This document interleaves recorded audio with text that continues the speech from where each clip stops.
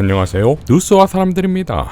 드디어 이재명 대표가 컴백했지요. 최고위원회의를 주재한 이재명 대표의 시작은 여유와 위트였고 그동안 보기 힘들었던 웃음이 있었지요. 이재명 당대표의 속개 선언으로 더불어민주당 제175차 최고위원회를 속개하겠습니다. 당대표라고 발언하신 것 같아요. 네. 이재명 당대표의 속개 선언으로 당대표는 저기 최고위원들은 이재명 대표의 복귀에 대해 다음과 같이 발언했습니다. 예, 개인적으로 이재명 당대표 모시고 저는 처음 하는 최고위원회이겠습니다. 단식으로 어려움을 겪으시다가 그래도 건강하신 모습으로 되돌아오신 것 환영합니다. 공식 석상에서 환영합니다. 박수도 쳐드려야 되는데 아직 한 번도 안 했어요. 이재명 대표의 당무 복귀는 더 가열찬 싸움의 시작입니다. 이재명 대표님이 오시길 얼마나 기다려왔는지 모르겠습니다. 대표님의 복귀를 진심으로 환영합니다. 예, 이재명 대표님의 복귀를 국민과 함께 진심으로 환영합니다. 이재명 대표님이 오셨습니다. 국민들이 많이 기다리고 계셨습니다. 이재명 대표께서 복귀하셨습니다. 이재명 대표님과 국민 우선, 민생 중심 민주당으로 더 가열차게 나아가겠습니다. 자, 이어 이재명 대표는 경정권의 무능으로 국가의 경제와 안보가 위협받고 있다며 민주당의 제1과제를 민생을 지키고 평화를 회복하고 민주주의를 진척시키겠다 했지요. 아울러 무능과 폭력적 행태의 표상이 되어버린 내각을 총사퇴시켜야 한다고도 밝혔습니다. 이러한 이재명 대표의 컴백에 맞추어 김기현은 당대표 회담을 제안했지요. 마치 이재명의 판사체라도 되어보려고 하나 그것조차도 못되는 존재가 아닙니까? 여당 대표이면서 야당 대표와 비교조차도 안 되는 것, 당연 공이 꽂은 실질적 대표성이 없기 때문이지요. 정청래 최고는 다음과 같이 밝혔습니다. 윤석열 대통령은 국민이 오르니 국민의 목소리를 경청하고 야당의 목소리에도 귀 기울이고 야당 대표와도 만나서 진지하게 대화해야 합니다. 괜히 김기현 대표를 내세워 민생회담 제안하는 그런 쇼를 멈춰주시기 바랍니다. 보람도 없는 바지 사장과 의미 없고 효과 없는 시간 낭비를 하는 것보다는 실질적인 윤 대통령과 이재명 대표의 회담이 이루어지길 바랍니다. 박찬대 최고도 다음과 같이 밝혔지요. 김기현 대표는 양심부터 먼저 챙기길 바랍니다. 김기현 국민의힘 대표가 언제 어디서든 형식과 격식에 구애받지 않고 야당 대표와 만나겠다면서 여야 대표 민생협치회담 개최를 제안한다고 밝혔습니다. 참으로 염치 없는 제안이자 강서구청장 보궐선거 참패 이후 쏟아지는 책임론을 비껴가기 위한 꼼수에 불과합니다. 김기현 대표는 자신의 정체성이 용산 대통령실 출장소 대표인지 집권여당 대표인지부터 정리하는 게 필요합니다. 공천권 행사도 자신의 뜻대로 못하는 무기력한 대표, 선거 참패에도 책임지지 않는 무책임한 대표가 바로 김기현 대표입니다. 그러한 김기현 대표와 만나 무슨 얘기를 논할 수 있고 어떤 합의를 할 수 있겠습니까? 김기현 대표가 해야 할 일은 따로 있습니다. 바로 제1야당 대표와 만나 대화하고 민생을 위해 협치하라고 윤석열 대통령을 설득하는 일입니다. 윤석열 대통령은 취임 이후 지금까지 단 한 차례도 야당을 상대로 대화하지 않았습니다. 제1야당 대표와 대화 한 번 하지 않았습니다. 윤석열 정권은 오히려 수백 건의 압수수색과 6차례의 소환조사, 무리한 기소까지 헌정사의 길이 남을 역대급 정치 탄압을 이어오고 있습니다. 윤석열 대통령이 무리하고 무도한 정치 탄압에 대해 진심으로 사과하고 이제라도 야당 대표와 대화하라고 설득하는 것이 지금 김기현 대표가 할 일입니다.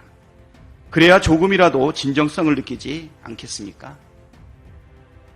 김기현 대표는 꼼수 그만 부리고 윤석열 대통령부터 설득하십시오. 그럴 자신 없습니까? 장경태 최고도 다음과 같이 밝혔습니다.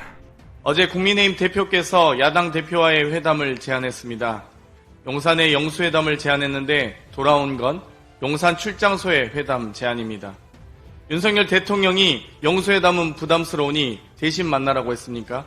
그 어떤 대통령도 당선된 후 1년 반이 되도록 야당 대표를 피한 적이 없습니다. 정부와 여당이 진영을 나눠 미래를 없앤 절망의 정치, 이념, 역사 왜곡으로 극우를 앞세운 분열의 정치를 1년 반 동안이나 자행해왔습니다. 아무런 반성과 변화 없는 윤석열 대통령의 모습만 재확인한 것입니다. 영수회담이야말로 상생의 첫걸음입니다. 김기현 대표께서는 대타가 아닌 주선자로 나서주시길 바랍니다. 자, 이런 김기현과 처지가 비슷한 인물이 또 있습니다. 대검 국정감사에서 박범계 의원은 이원석 검찰총장에게 다음과 같이 질의했지요. 수원지검 2차장에 왜 이정섭 차장이냐라는 것을 묻는 겁니다. 서울중앙지검에서 공정거래조사부의 부장이었죠. 그리고 이재명 대표에 대한 수사를 하지 않았죠. 맞습니다. 그런데 수원지검 2차장의 역사가 어떻습니까? 김경록 차장, 유능한 분이죠. 한동훈 법무부 장관도 유능하다고 했어요. 근데 어느 날 갑자기 감사원에 법률자문관으로 딱 파견 보내고 그 자리를 벗어났습니다. 그러고 나서 이번에 사직했어요. 김영일 차장, 모르겠습니다. 1년간 딱 근무시키고 이번 대구 서부지청장으로 갔습니다. 난데없이 수도권의 중앙지검 정말 그 중요한 공정거래조사부장을 하던 사람을 과거에 이분이 했던 수사들이 있지 않습니까? 그 역사를 우리가 아는 거예요. 이분을 수원지검 2차장으로 보내고 여기서 이재명 수사 전담 팀장을 하라는 게 언론 보도입니다. 그러던 차에 우리 김의겸 의원님을 비롯해서 여러 가지 제보들이 있는 거예요. 이것은 우연이 아니라 필연을 자초하는 겁니다.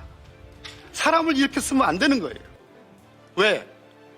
지금 강서구청장 보궐선거 끝나고 정부 여당이 심지어 윤석열 대통령까지도 뭐라고 그랬습니까? 반성한다. 국민의 왕이다. 국민의 말씀 무조건 옳다. 정부 여당도 통합하고 수용하고 포용하자. 민생 중심의 경제 운영하자. 라고 하는데 이렇게 굴제 신문의 일면 톱에 1년 내내 10%가 넘도록 한 사람에 대한 수사가 진행되고 그것이 일면 톱으로 오는 그것이 우리나라의 현실입니다. 그것이 윤석열 정부가 민생 경제에는 정말 관심이 없구나. 정말 이것을 어떻게 해결할 능력이 없구나.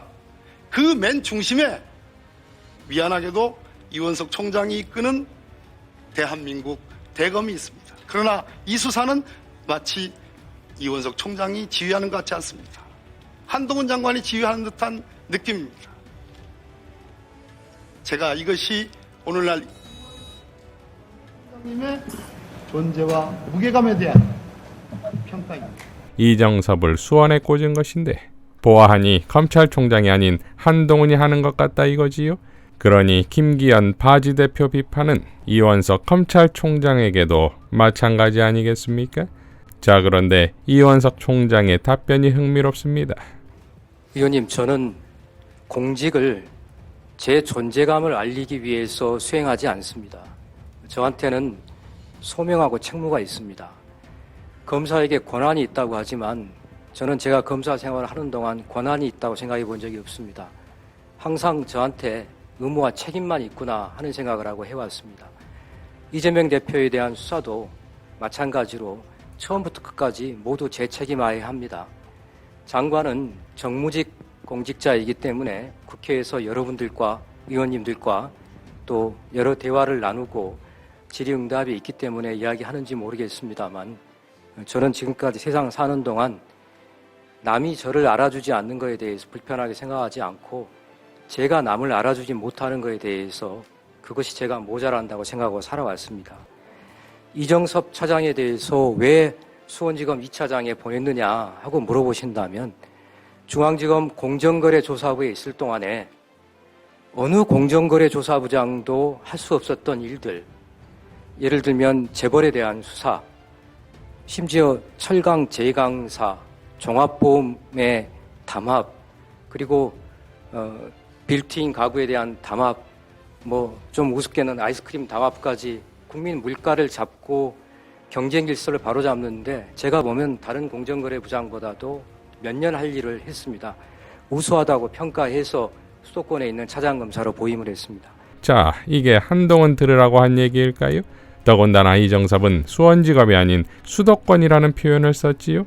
그러니까 능력이 있어서 수도권에 인사를 한 것이지 딱 이재명 대표를 수사할 수원지검에 넣은 건 아니라는 표현입니까? 오후 국감 질의에서도 권칠승 의원의 질의에도 흥미로운 답변이 나옵니다. 법무부 장관이 또 체포동의안 설명을 하는 것 뭐 다 보셨을 겁니다. 국회 와서 한 거. 진짜 저는 뭐 한판의 정치쇼라고 생각하는데요. 95년 이후에 법무부 장관이 국회에 와서 체포동의안을 설명한 게 글자로 치면 한 4만 자 됩니다. 그중에서 한동훈 장관이 한 3만 자 했거든요. 얼마 되지도 않았는데 한 3만 자 했습니다. 강금실 장관이 제일 많이 왔거든요. 그 체포동의안을 제일 많이 보냈습니다. 그런데 한 자도 없어요. 다 서면으로 처리했습니다. 저는 그걸 이런 체포동의안을 정치적으로 이용하고 싶지 않다고 하는 의사표시라고 생각을 합니다. 저는 그런 부분에 있어서 검찰권 또 체포동의안을 넘기는 이 권한 이런 것들을 정치적으로 활용했다고 비판을 받아도 저는 할 말이 없다고 생각합니다. 검찰이. 그 한동훈 장관의 체포동의안 설명하는 데 보면 불체포 특권을 내려놓겠다고 약속한 민주당은 국민과의 약속을 지켜라 뭐 이런 이야기까지 있습니다. 이게 정치적인 연설이 아니고 뭡니까? 이게 설명입니까? 법무부 장관 체포동의안에 대해서는 과거에 법무부 장관께서는 국회의원님들에 대해서 의원님들에 대해서 여러 가지 또 국민을 대표하는 헌법기관이기 때문에 예우를 해서 충분하게 제안 설명을 체포동의안에서 안 하신 것으로 알고 있습니다.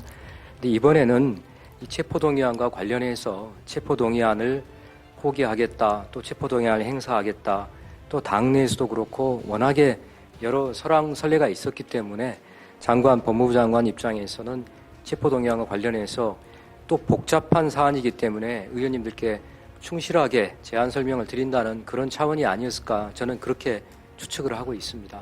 자, 그러니까 한동훈 이전의 법무부 장관들은 국회를 존중해서 체포동의안 설명을 안 했다는 발언은 다시 말해 한동훈은 국회를 존중하지 않고 있다는 의미가 되는 거 아닙니까? 자, 나이는 다르나 동기이자 라이벌적 관계였던 한동훈과 이원석이 서로 다른 스타일임은 헤어와 말투만 봐도 알지요? 앞으로 한동훈과 이정섭의 한편 같은 다른 편의 모양새가 밥콩각입니다. 이상 뉴스와 사람들이었습니다. 시청해 주셔서 감사드립니다.